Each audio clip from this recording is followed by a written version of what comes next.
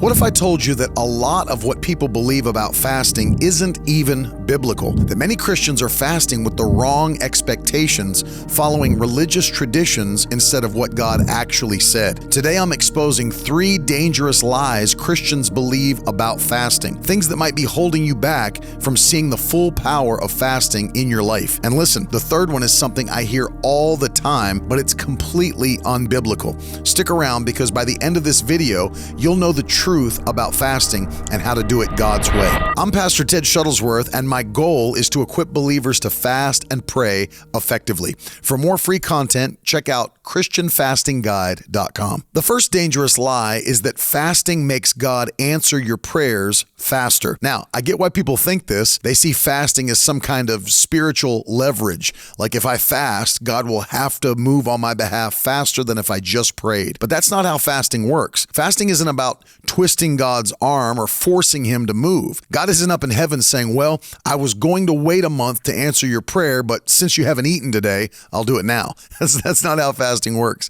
And while fasting and prayer do provoke God's favor, fasting also aligns you with God's will. It's not about changing him, it's about changing you and letting him change things around you. In Daniel chapter 10, we see that Daniel was on a partial fast for 21 days before an angel appeared to him.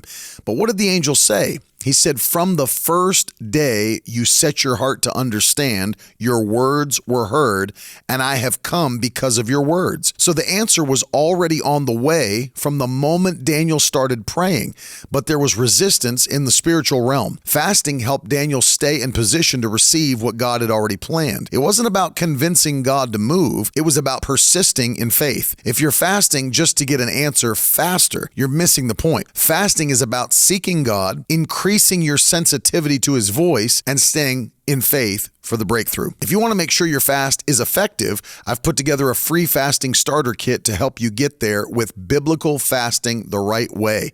It's filled with practical steps, scriptures, and insights to take your fast to the next level.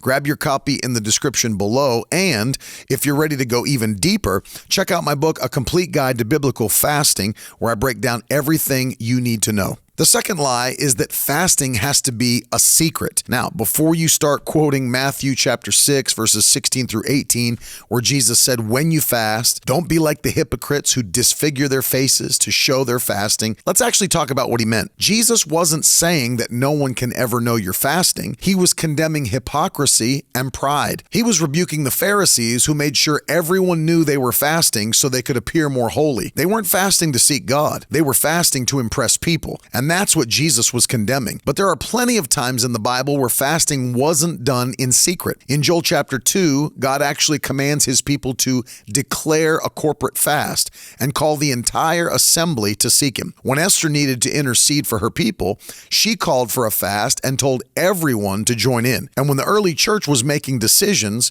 they fasted together. If you're fasting with your church, your family, or your ministry team, of course people are going to know you're fasting. And that doesn't cancel the spiritual reward. What Jesus was saying is that you shouldn't be bragging about it or trying to appear more spiritual. Fasting is about humility, not performance. If your heart's right, whether people know about your fast or not doesn't change the power of what's happening in the spirit. And that brings me to the third and final lie. And this is a big one. Some people believe that fasting can be more than food. You've probably heard people say, I'm fasting social media, or I'm doing a fast from TV or sugar or coffee. And this may shock you, but I'm going to challenge you not to fast social media. If you want to understand why, check out this video. Stop fasting social media and do this instead. Tap or click the screen now and watch it, and I'll see you in the next one.